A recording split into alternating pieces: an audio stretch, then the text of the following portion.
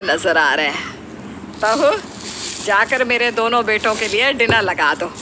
मैं जा रही हूँ अपने कमरे में सोने। हाँ माँ जी, आप बहुत थक जाती हैं। आप आराम से जाकर अपने कमरे में सो जाइए। मैं और नीलम अपने पतियों को खाना खिलाकर अपने कमरे में सोने के लिए चले जाएंगे। आप हमारी फिक्र मत कीजिए। भाभी, मैं भी बहुत ज़्यादा थक चुकी हूँ। मैं भी जा रही हूँ सोने। काजल, अब तुम पहले कमरे में सोने जा रही हो तो पहले बिस्तर साफ कर देना, क्योंकि हम दोनों को आने में लेट हो जाएगा। तुम्हारे भैया का भी तो ख्याल हमें रखना पड़ता है ना। हाँ भाभी, आप दोनों आराम से आना। मैं कमरा साफ सुथरा रखूँगी। आज आप दोनों को सोने में कोई दिक्कत नहीं होगी। कोई घर के बेटे के बारे में भी सोच लो। हम दोनों भी थके हुए घर आते हैं, सोचते हैं कि हमारे पास भी कोई कमरा हो जिसमें हम आराम से फैल कर सो सके, पर हमारी किस्मत में तो एक कमरा तक नहीं है। भाई, हमारे पास कमरा कैसे होगा?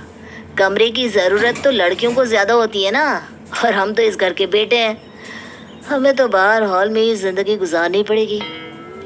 बेचारे पंकज और अर्जुन घर के बेटे होने के बाद भी कमरे से बाहर हॉल में सोते थे, क्योंकि उन दोनों के पास कोई रूम ही नहीं था।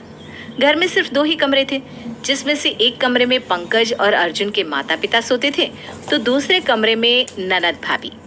दोनों भाई चाहकर भी कोई शिकायत नहीं कर पाते, क्योंकि उन्हें पता था उन्हें कमरे में सोने का मौका कभी नहीं मिलेगा। अब ऐसे ही कुछ दिन बीत जाते हैं और देखते ही देखते गर्मी आ जाती है। ऐसे ही एक रात दोनों भाई हॉल में सो रहे होते हैं, पर इसी बीच उन दोनों भाइयों को मच्छर काट काट कर परेशान करते हैं। पंकज यार, तू इतना आराम से कैसे सो सकता है इतनी गर्मी में? यहाँ तो पंखा भी नहीं है और इन मच्छरों ने मेरा जीना हराम कर दिया है। अरे यार, अगर मच्छरों ने तेरा जीना हराम कर रखा है तो क्या तू मेरा जीना हराम करेगा? प्लीज़ मुझे सोने दे, मुझे तुझसे पहले ऑफिस जाना होता है। इसको तो कोई फर्क ही नहीं पड़ता, घोड़े बेचकर सो रहा है। बेचारे अर्जुन को सारी रात नींद नहीं आती, जिसके बाद वो अपना तकिया लेकर छत पर सोने के लिए चला जाता है।